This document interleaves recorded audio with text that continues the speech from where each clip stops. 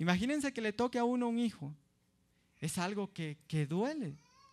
Pero Dios dice, bueno, le vamos a pasar el examen a Marta, a ver si ha aprendido, a ver si logró escuchar algo mientras andaba repartiendo café y tostadas. Y viene y se muere Lázaro. Y entonces, cuando llega Jesús, y dice, sí, Señor, yo sé que resucitará en el día postrero. Ella había recibido la palabra, creía la palabra de Dios, pero decía, sí, yo sé que algún día, yo sé que cuando Dios tenga misericordia y cuando Dios se acuerde de nosotros. Y entonces le dice Jesús, ¿no te he dicho que si creyeres, hoy verás la gloria de Dios? ¿Y cuándo vieron Marta y María el poder y la manifestación de Dios? ¿Fue en el día postrero o fue ese día? Fíjense que en Hebreos, cuando está hablando el escritor de los Hebreos, que muchos dicen que fue el apóstol Pablo, dice que nosotros disfrutamos ahora de los poderes del siglo venidero. Hebreos 6:5.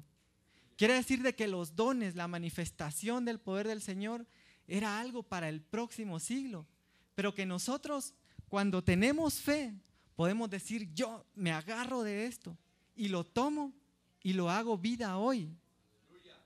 Yo sé que resucitará en el día postrero, pero yo creo hoy que Jesús que está aquí puede resucitar a Lázaro. Y me impresiona porque dice que antes de que venga ese día del Señor que está hablando, un día poderoso donde Él va a manifestar y va a marcar la diferencia entre el justo y el pecador, dice que ese día no va a venir sin que antes venga el profeta Elías, dice. Y dice que dentro de las cosas que va a hacer el profeta Elías, él va a hacer volver el corazón de los padres a los hijos y de los hijos a los padres.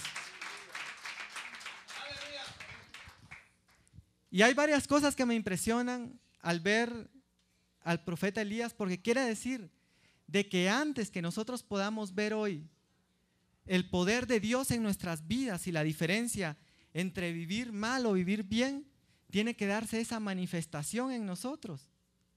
Entonces, ¿qué acompañaba la manifestación o el espíritu del profeta Elías?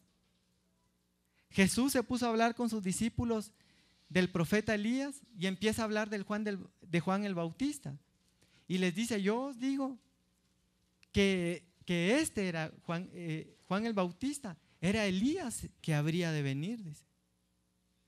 Pero me impresiona algo que dice, porque en ese mismo contexto dice, y yo digo que desde ese tiempo en que vino Juan el Bautista hasta hoy, dice, el reino de los cielos sufre violencia, dice, y solo los valientes lo arrebatan.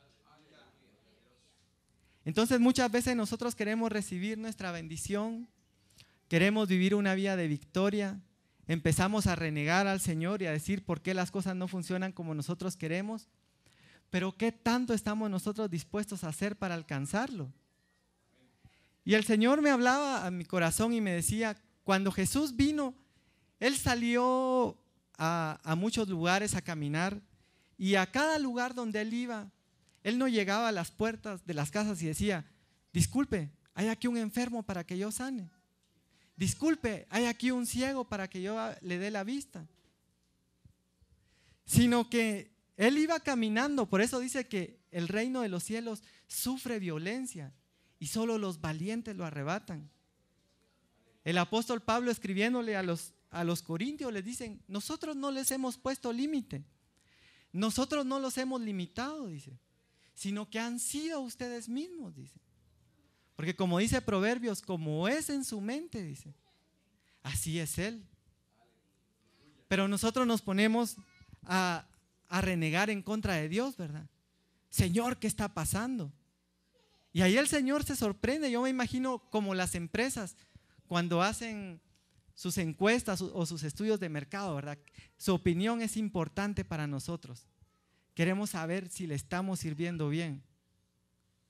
Y el Señor de alguna forma llega a sus oídos y escucha lo mismo y dice, bueno, ¿qué pasa? Mi pueblo se siente mal. Son palabras duras. Así dice Malaquías. Decir en vano hemos servido al Señor. Pero ¿de quién ha sido la culpa?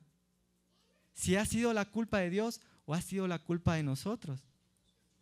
Porque muchas veces nos hemos acostumbrado, nos hemos estancado o nos hemos conformado a vivir con las cosas que